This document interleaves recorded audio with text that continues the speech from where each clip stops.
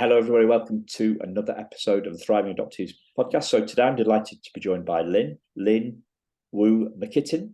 Mykytyn, did I say it right? Yes. I practiced it a few times before we got on to try and get it right. Listen to you saying it on a few other podcasts.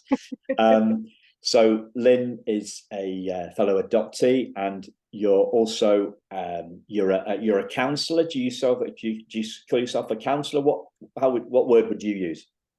Yeah, I use the word counselor because of my background and my education and my licensing. I'm licensed as a professional clinical counselor, but I do what a lot of people would refer to as therapy. Yeah. Okay. Yeah.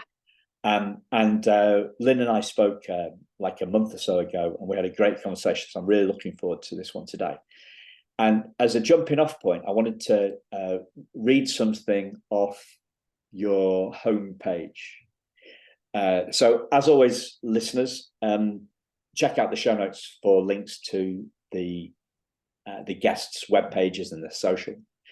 So it's called Sando Wellness is Lynn's Lynn's counselling practice, and it says you say, I use a positive psychology approach, identifying what is right with us in order to support and motivate change away from the areas of our life that no longer serve us.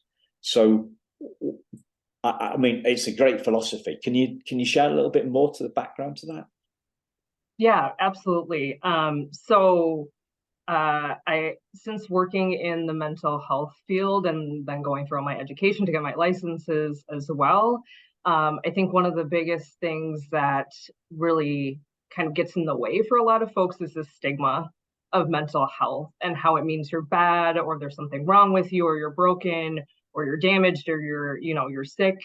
And so while it's important to me and learning the skills that I use to like help the folks who want to come and work with me to make change, to identify symptoms and symptom management and all that good stuff, I thought what might be equally important, or what I found to be equally important, if not more important, is really recognizing and identifying the skills that we already possess and strengthening those things alongside of symptom management. It's not about, being like everything's fine and like this overly like positive view on things that are really harmful and like devastating and painful to the people that I work with, but more about finding that balance between the things that like we are doing. Like there's so many of us who are out there like leading successful lives. And so why not identify and work on strengthening those things, as well as working on like what's getting in the way and like how do we manage our anxiety or depression today. Yeah, it's so important, isn't it? I've heard this, I don't know what, a while ago, I think somebody explained this to me in terms of like a lot of mental health coming after physical health as a practice, as a science, as a whatever. And because we go to the ER, or what we call the A&E, right? So we call it A&E, which is accident and emergency, is the equivalent to your ER. And we're looking for the medical models are looking for what's wrong, and therefore they took what was happening in physical health and took that to mental health, and that's why mental health traditionally looks for what's wrong. That's kind of what I remember, but I don't know, it was a long time ago. Does that sound about right? Have you got a different take on that? I agree. And I think especially in like those critical times and like crisis and emergency situations too, I mean, that's how we troubleshoot and we find like maybe the quickest types of like interventions to help like relieve an immediate crisis. But I think that's kind of spilled over too into like more general practice. And so the folks that I work with and in private practice too, we see a very kind of like wide spectrum of clientele versus someone who might be in an immediate like mental health crisis showing up in an emergency room or like an urgent care. So that's what I wanted to kind of like expand upon, this idea of like, yeah, we can do this management and crisis intervention. And also like there's this huge range of all these other types of things and work that we can do regarding our mental health. Yeah. Yeah, so true, so true. Yeah, and I love the focus on skills, skills development, because I think traditionally in businesses we've looked with like where are my weaknesses, and rather than playing to the strengths, we've been trying to eliminate the weaknesses, and that's true in any kind of self-development area. So what and I do also love your focus on and separating out the critical emergency need versus the longer term stuff. So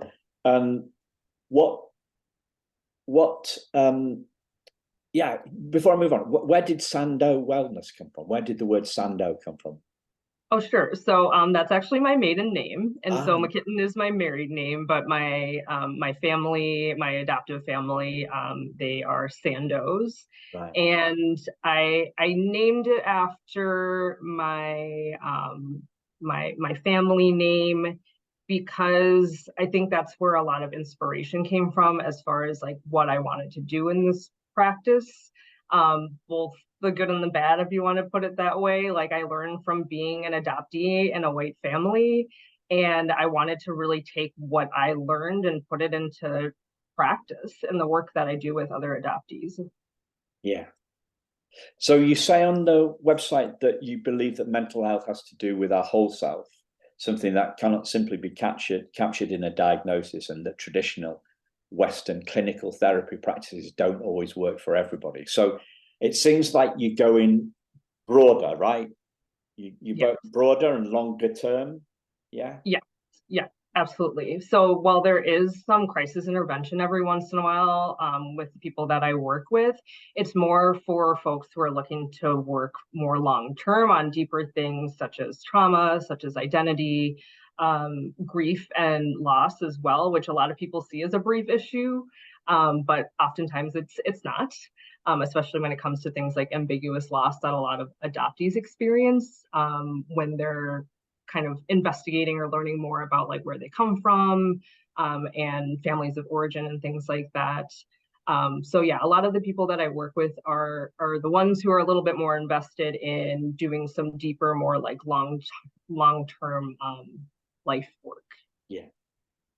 And you, just taking you back, you said something about studying what people are doing to who are leading successful lives. Is that what you're getting? So so a big question for you.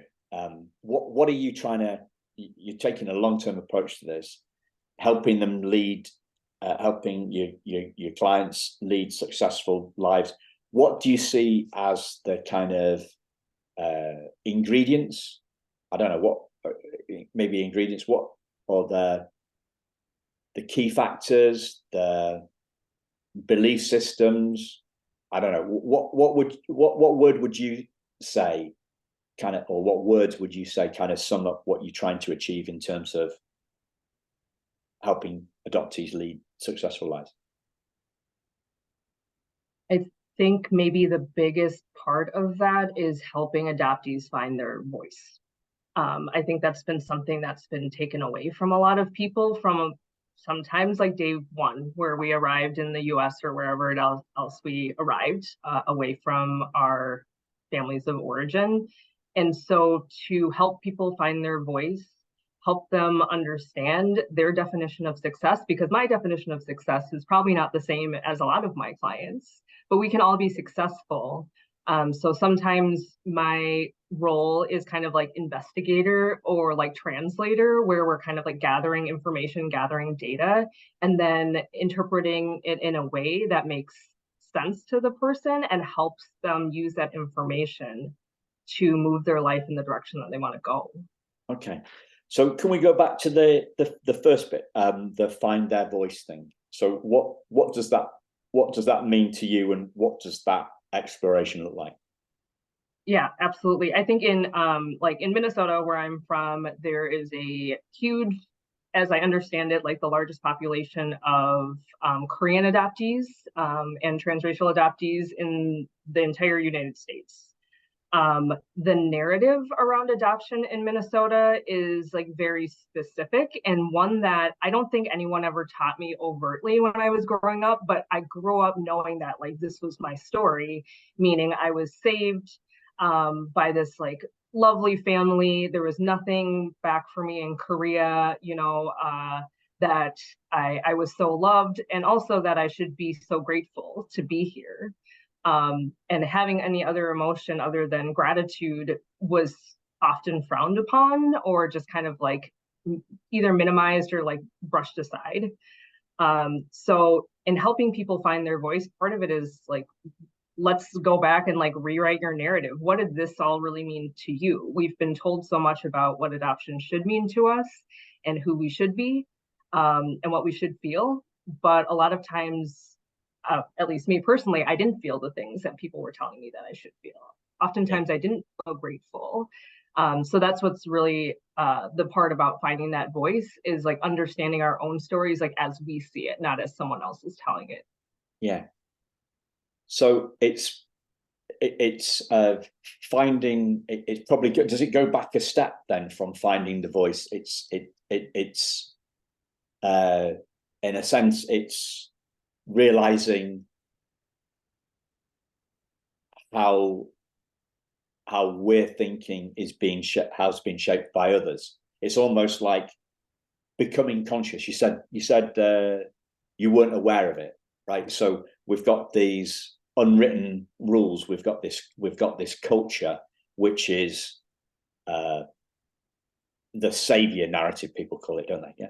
So first off, it's recognizing the savior narrative and kind of questioning that, because that might be almost an unwritten. Those are unwritten rules, unwritten words, unwritten beliefs. A culture that has kind of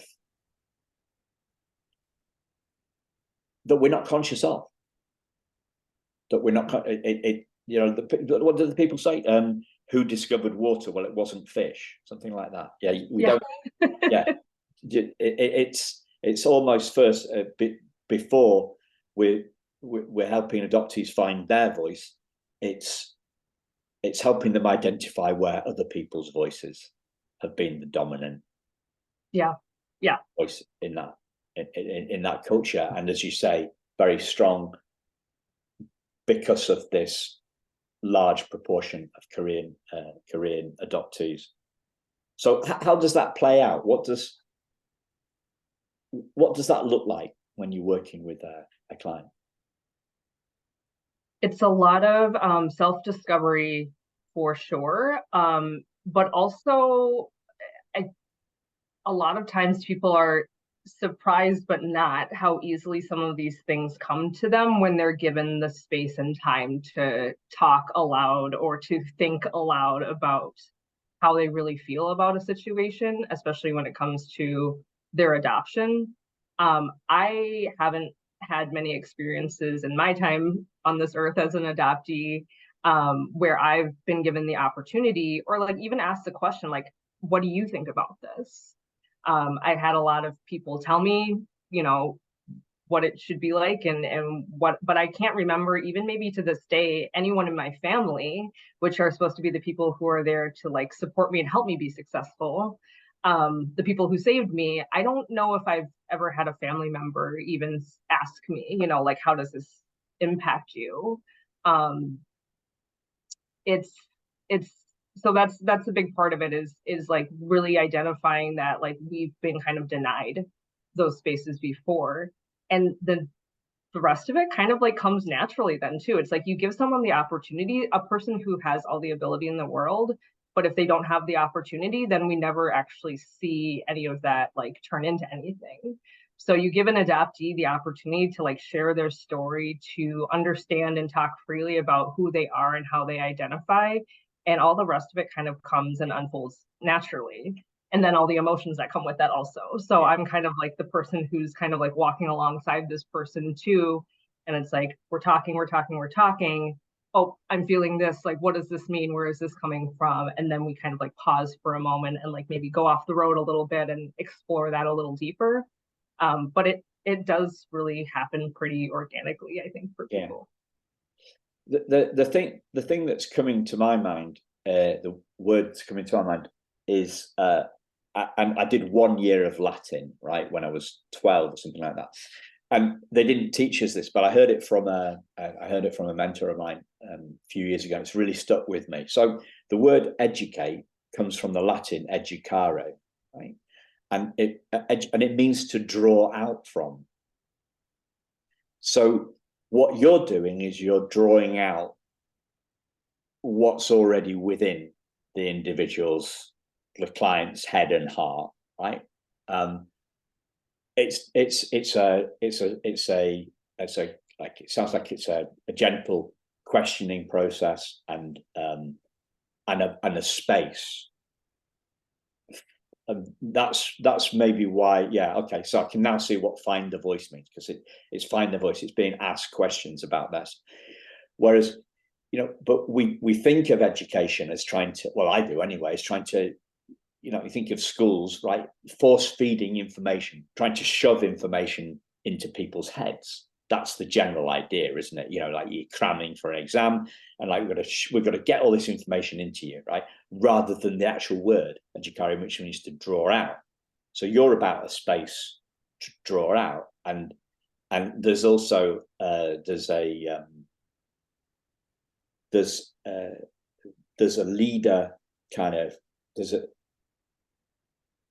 traditionally we think of it's the teacher that knows and the student that doesn't, and you're not doing that. You're just giving them the space. So what does that look like for you?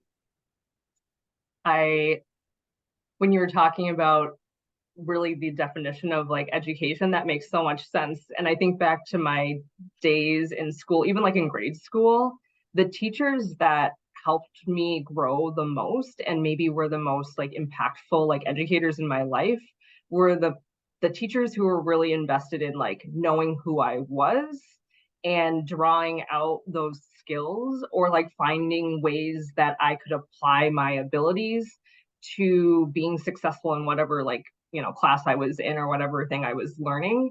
And this is just kind of coming to mind right now too, but maybe that's something that I draw kind of like my work from nowadays, thinking about the people who have informed my life, mentors and professional educators and whatnot too. I hate this idea of like this power dynamic, which I've seen a lot working in more formal clinic and hospital settings too, and in government work, where there's this power dynamic, like somehow I, as like a licensed therapist, know like everything. And it's like, I know some things, but when it comes to the people that I'm working with, I am not the expert at all. And so I really call on the people that I work with to help me learn about who they are as people and tell me about what they're the experts in, meaning like their life and their selves. I don't know any of that.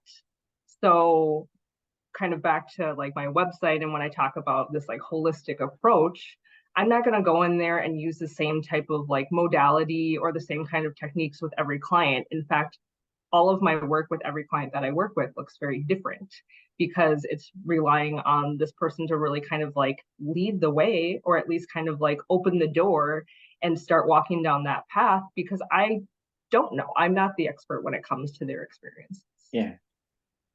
So I mean, you use the word investigator and translator before.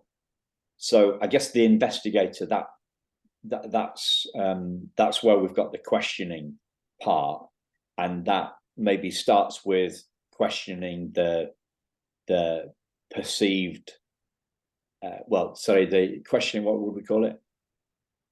The culture, questioning the unquestioned culture, perhaps, maybe one way of looking at it, within circles. And we're also we're questioning also this power dynamic, and we're questioning the fact that the teacher has all the answers and the student, and it's a transfer of the answers from the teacher to the student. So it sounds, to me, it all sounds about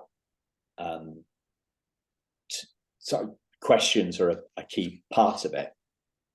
And like, are some of those questions about busting beliefs? Is that one of the ways that you go, beliefs about people's self-ability or something? I mean, does that figure? I think it can be part of that, and more, I think the questions are a form of like reflection and validation. And so it's not like I'm, interrogating a person and be like, what is this? Why is this? What do you think this means? It's really empowering people to think deeper about their own experiences too. So kind of like opening up that space again and being like asking questions about things that are okay, asking questions about things that you've been told all your life that this is the way that it is, questioning that's okay. Let's do that together. And so the questioning is a lot more of a tool to incite or to offer validation to people who maybe have been had their experiences like minimized or diminished. Yeah. What was coming to mind, I've just did another recording with two transracial adoptees, and one of them talked about this. She'd got fixed in her head around the age of 4 or 5 that she wasn't smart enough to be kept. She wasn't good looking enough to be kept. That's why she'd ended up in this. And then at some point, I think she said when she was around 20, something happened that led her to question that belief, and she'd been holding on to that belief for 16 years. And it got me because it reflected a belief that came up for me when I was 40, right? Which was my birth mum didn't love me enough to keep me. So is a lot of your work around that? Because there's reflection, the space for reflection, there's validation, but there's also a gentle questioning, is there? A gentle, I don't know, pointing to, what was the other word you used? Translating. Yeah, what do you mean by translating? Maybe that'd be a good question. I think translating in this situation to this idea of like identity or like self-esteem or belief in yourself too, to help a person kind of like translate, but also kind of understand like the origins of these beliefs that we hold. That is something that I work with a lot of adoptees on, is this idea of like not being good enough, or like not feeling like they can have these really like attached deep connections because of fears of abandonment or fears of not living up to someone else's standard. And so we're kind of looking at those like beliefs, understanding where they're coming from, and we're kind of like redefining or like reframing the language around like when we say like I'm not lovable, because if I was lovable, my mom wouldn't have abandoned me or given me up for adoption. It's like, well, what does that really mean? Every time you're saying that to yourself, what is that instilling in you? And a lot of times it's like self-hatred, self-loathing. A lot of us hold like a lot of internalized racism growing up in white families when we're not white. And so it's translated and kind of emanates. We can see like this one like feeling or one experience or like one like sentence of like I'm not lovable, how that influences and kind of like spreads into all these different facets of our lives. And so we're going to interpret that then, or learn how to interpret that in a different way to figure out how do we kind of like cut that off or stop that cycle and do something different with that information. Yeah. The metaphor that came to me was like you tipping, you get a little a pint of dark blue ink, that you'd use in an ink pen. They're probably a bit old-fashioned. I'm showing my age here, right? But you put that into a swimming pool. The swimming pool's like 30 yards by 15 yards, maybe 6 foot deep, 8 foot deep to 2, and it spreads the whole way, right? That little pint has suddenly diluted, and it's become the water's gone blue, right? Just from that the origin of that belief. So how does the dynamic, or is there a connection between this cultural dynamic that you talked about, the fact that this savior narrative, the fact that America is the land of opportunity, there's nothing back for us in Korea. There was nothing for me in Korea, so I had to go here. And we've got to be grateful. How does that? Is there a tie-up between that and the belief that I'm not lovable? Do they sit together? Yeah. Yes. I mean, all of these things are kind of this big tangled, it's not a mess necessarily, but it's definitely a lot of things that kind of like overlap and like get kind of like muddled along the way too. So they're all influencing one another for sure. But I think the thing that becomes really kind of disturbing for a lot of people, or becomes a challenge, is this like two conflicting beliefs, right? It's like, one is like, I'm not lovable. And also a lot of us still feel that like draw or desire to know more about where we come from. And so it's like some of us have gone through those stages of like, yeah, we're angry, or then we feel like the grief and loss of a life that we didn't have the opportunity to live and like play out. So it's like sometimes we're fighting between this feeling of like, do I fight this? Do I be angry? Or do I let myself like grieve and feel that loss and be sad? And so there's a lot of conflicting emotions, I think, when it comes to different kinds of trauma, but especially like complex trauma like adoption, where it's like, yeah, I feel one way. And a lot of us feel grateful. Like, it's okay to feel grateful too. It's like, we don't have to pick one feeling. So I think thinking about like, being really detached from where I come from, but also feeling really grateful too for like what I have and what I've been able to like build in my own life here, can be challenging at times. Yeah. Because I think a lot about this, about the gratitude thing, because I see so much of it on social media, like adoptees getting really, really upset at being told that they should be grateful, right?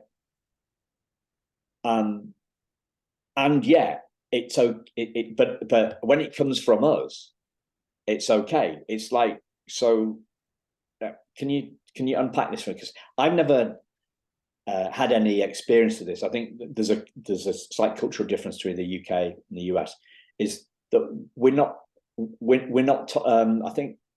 I think generally speaking, and this is just my guess, right, that we don't get told that as much. I don't think English British adoptees get told that they should be grateful as much as American. I don't know, or maybe it's just me because I've never been told that.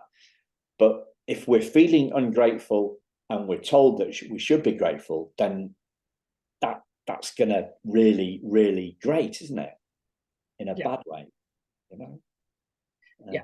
Well, I hope that's the case too. And I don't know, I'm trying to think back. I don't know if I've definitely not been told by my family like overtly that I should be grateful. I don't think anyone, definitely my parents have never said that to me. But it's more kind of like this greater sense again of that like narrative of like being an adoptee, and especially an adoptee from a different country, especially an adoptee who is Asian. Transracial adoptees too, I think, have specific types of like experiences and challenges too, that adoptees who are, from the United States, while they have their own challenges and their own experiences too, it looks very different than someone who's from a different country. I don't want to throw too much hate towards the United States. There's lots of great things happening in Minnesota that I'm very proud of. And also, we are not in my experience, like we're not always the most culturally informed people. So there's like a lot of preconceived notions about like Asian people and Asian countries and Africa and like Latin America, and a lot of stereotypes, which I imagine happens a lot of places. But I think there's this idea of like outside of America, and maybe like, Europe, many places in Europe, like it's very uncivilized, or there's like not like good things. It's just like these these poor people who are just like need to be saved. I think for as a Brit, the closest thing that I can get to this is the kind of like an imperial narrative, like a Victorian England, and half of the 3/4 of the world's, if you looked at an atlas, 3/4 of it was red apparently, or 2/3 of it was red or something, and red signified the British Empire, right? So I think that's probably the closest thing that I can get to it, is like an imperial narrative. And and this came shockingly into focus for me in on holiday in Africa, in the Gambia, which is where a lot of the slave trade existed, right? And so there's the American end of the trade, the Americans involved in the trade for the plantations and all that sort of stuff. There's the Brits involved in it, and then there's the local Africans involved in it as well. But when I felt that kind of, when I heard this stuff, so I'd seen Roots on when I had seen the miniseries Roots on telly, went in the 70s, which was Alex Haley, but Kunta Kinte, his great granddad, he was from the Gambia, right? And when I was there, when I was in the Gambia, and I'm chatting to the waiters, and they're telling me this stuff, it's like I'm getting a feel for our kind of an imperial past that I'm really not. I'm really anti that sort of stuff. So one of the things that's coming to me is that we've got this, going back to this savior narrative and nothing back in Korea, and I'm also thinking like, thinking that America, the land of the free and opportunity, which is kind of what we hear you talking about. But I'm thinking that we were doing that before, right? The Brits were doing that before, the empire, the good old days when we had the empire, and where the sun never sat on our empire, and all this baloney, disgusting stuff, right? That there might be this is this thing, like the sense that USA good, Korea bad. I'm Korean, Korea, sorry, USA everything, Korea nothing in Korea, nothing Korea. So there's nothing in Korea, and therefore I'm nothing. Am I going too far on this? No, absolutely. I think yes, I'm nodding my head the whole time, because and those are the things that we internalize from a young age. So maybe no one's overtly saying like you're bad because you're Asian or because you're from this country. But when you hear people talk negatively or like disparagingly about the place from where you come from, then automatically, as like a young kid with a little kid brain too, like you're just making those associations, because that's what you're doing when you're young and you're developing your brain. You're understanding these sometimes pretty like complex associations, but then they become pretty ingrained too. So it's just like, yeah, if you hear like, we saved you from this place, there was nothing there, maybe your birth family was bad because they weren't able to take care of you, then you feel like that's part of you, and so there must be bad things about you also. Yeah. So the unwritten culture stuff thing that's coming for me is because we watch a lot of American telly, and there's a lot. So we watch Blue Bloods, right, which is a cop show. It's set in New York, and so they talk, but they're Irish, they're Catholic, Irish Catholic family, the dynasty, the Blue Bloods, what do they call them? I've forgotten the name, but their family is but the land of opportunity, and then you've got Italians, and you know, different Asians groups and stuff, and they're all you know, and it is that, well, we came for economic opportunity. There was that's a kind of a, if you go to, like, I've been to New York a few times, and it is that melting pot. It is that place where people go for you know, to make their fortune, right? So this is very culturally entrenched, I guess, and it like British is, you know, we talk about this quite a lot in the British culture. You know, we're still trading on that past. We still think that we're that important, that we're not small. We may be small, but we, you know, we batter, you know, we punch above our weight, and that kind of old British plucky things. So these things are invisible. They're so sewn into our cultures that they're completely invisible. Yeah. Wow. Can we go back to the translator part? Because I think I've got the investigator. I have finding their voice. We've kind of talked about that. You know, realizing where their voice has been. Realizing where the adoptees' voices haven't been heard, helping them find their voice. Can we go back to that translator piece? What do you mean? What do you mean by that? Yeah, and kind of going back to the finding the voice too, I think maybe I misspoke in the way, or I'm thinking about a little bit more too, and I kind of imagine like a room full of people and everyone's talking at full volume, and an adoptee is kind of there trying to speak up about their experience. So everyone else is talking about what adoption means. And then there's the one adoptee there trying to like yell above this whole crowd. And so it's like, I don't know if any of us, like, maybe our voices have been, you know, minimized or diminished, but they've always been there. And so it's, again, this idea of like giving this space for that voice to like exist, or be focused on or highlighted. And so I think that's part of the translation part too, is kind of like working through like the noise and the static too, to really understand and hear like, what is it that you're, you know, saying, or what is it that you're feeling from the inside? What does that all mean? And then taking out maybe some of the parts to those narratives that have kind of been spun for us too, and really understanding, separating like the narratives and the things that we were taught, versus like how we really feel and what it really means to us to be an adoptee. Yeah.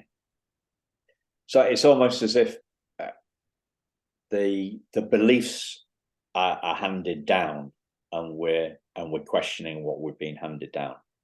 And I think you touched on the confidence thing as well, because that when you said finding their voice, the first thing that came to my mind was like a confidence thing. So how does that look for you and your clients? Yeah, absolutely. Like, confidence is a big part, because if you're trying to scream above like 100 other people who are talking at full volume, eventually I would think too, like, either your voice kind of like gets hoarse or you stop trying.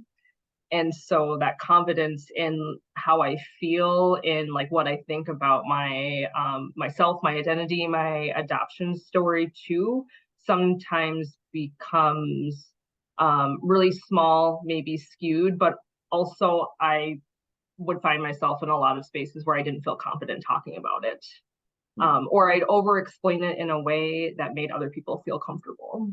Yeah. So having the confidence not only to speak up and say what I feel, but having the confidence too to like say what is true to me, and not say what will make everyone else feel comfortable and okay. Right. So and so it must be there's got to be a deeper thing behind the confidence, the feeling of confidence. What I mean, I think you use the word self-esteem. Is it self-esteem? Is it sense of self? What is it for you? What is it that you think is the driver of that confidence? I think, again, it's this like affirmation or validation. confidence comes from, you know, our sense of self and feeling that we know ourselves deeply. But I think that the confidence often comes from feeling validated in our experiences, which is something a lot of adoptees, I think, have been denied and continue to be denied. So kind of thinking about that idea too of like when you meet another adoptee and you have this like, you know, kind of unspoken bond or understanding too, like if a random stranger, which has happened before, unfortunately, but if a random stranger was to approach me and say like, oh, I can tell you're an adoptee, like I would be angry about that. But then there's other spaces too where it's like I've met other adoptees and they're like, yeah, you're an adoptee. And it's just like a whole different type of like experience. And that's what's given me a lot of the confidence that I hold and try to share with other people in the work that I do, is that validation in my experience with other adoptees. Yeah. But they need to see it for themselves, right? Yeah, absolutely. Yeah. Yep. So that begs a how question, and that's a tough one, right? Well, and I think that's where like the empowerment and like referring and making sure that the person knows too, like they are the expert. It doesn't matter what the adoption society said about who you are or who you were when you arrived here. It doesn't matter what your parents say. It doesn't matter what you know, even like the research says about adoptees and like their development and attachment styles and all that stuff too. It's like, what is your experience? Tell me more and give me, spare no detail as much as you feel comfortable. Tell me about like your experience. That's the thing that we're missing. You know, it's like we're talking about all these things that we are supposedly to know about adoptees, like you know, anxious attachment and things like that, reactive attachment and things like that. But it's just like, okay, but if you talk to an adoptee and it's just like, well, you know, why? Or, you know, why is this happening, or why do you feel this way too? Like you might get a very different answer than what some of the research would say. Yeah. There's a few things popping up for me there is other statistics, right? But you know, like there's only one of us though. I think, you know, like, oh well, because a lot of people will go on about this, you know, on like, and I think it because we've been so, because it's a minor. I think, and I also think it's to do with it's a minority thing, you know, minorities, whether it's based on ethnicity or whether it's based on adopted or biological child of, you know, like minorities tend to get a rougher deal, and the systems, the bureaucracies are set up for the masses, not the minorities. So thing that came to me, you know, like we've been invalidated as the minorities tend to get. That's what happens, isn't it? So we shout louder, and then we get told we're angry or whatever, and then people going out there trying to get others to listen and hear our experience and hear about these statistics. But that's you know, you talked earlier on, that's about looking at the system. I'm what I care about most is the Simon Ben system and the thriving adoptee system. You know, the guests that I have on the show, and I'm not trying to change the world. I'm just focusing on what, you know, I'm not waiting for the world to change before I can be happy. I'm not trying to change the system. I'm trying to affect what I can do, like support adoptees, focus on not being one of the statistics about the suicide stuff and not doing that. So and that kind of links into your focus. You're focusing on the client and what success means to them. It's an individual thing based on their individual strengths and helping them find what thriving means for them, rather than you telling them or you shouting the statistics at them. That's I'm not interested in. I'm not interested in the statistics. I'm interested in me, right? And yeah, you know, I saw some video Yeah, no, forget that. I'll go. I'll be ranting on about my own stuff there. I'm conscious of time, Lynn. We've covered quite a lot of ground. What have I not asked you about that you'd like to share? Oof. I think that as an adoptee myself, and also as an Asian person too, it's like, yeah, I get to be who I am. I'm not a part of like a group of people, I'm an individual. And so for other people out there who feel like, you know, my adoption story, like my story, who I am doesn't matter, um, I'm here to tell them that no, you do matter. And like your story is important and it's unique. And that I hope in the work that you're doing, Simon, and the work that all these other adoptee advocates out there are doing too, that we continue to like find more avenues and places where we can connect and we can be validated in our experiences, and get like the pain, get the support that we need for like the pain that we experience, and to be recognized for that.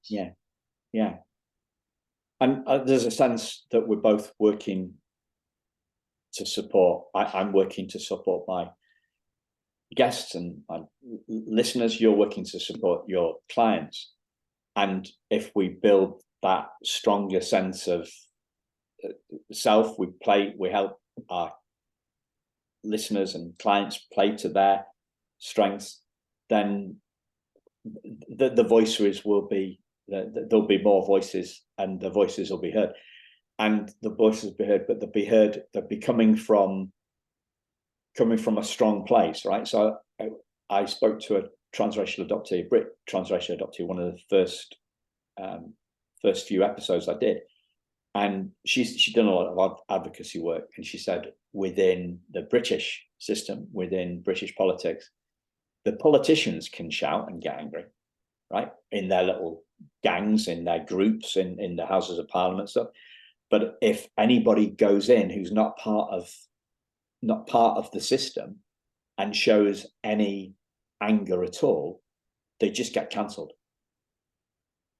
Mm-hmm. So we need to go in with a stronger sense of self, a stronger sense of grounding, and a more even voice, a more even temperament. If we want to get, this is just the British system, and I don't know what it's. I mean, like we've seen some of the.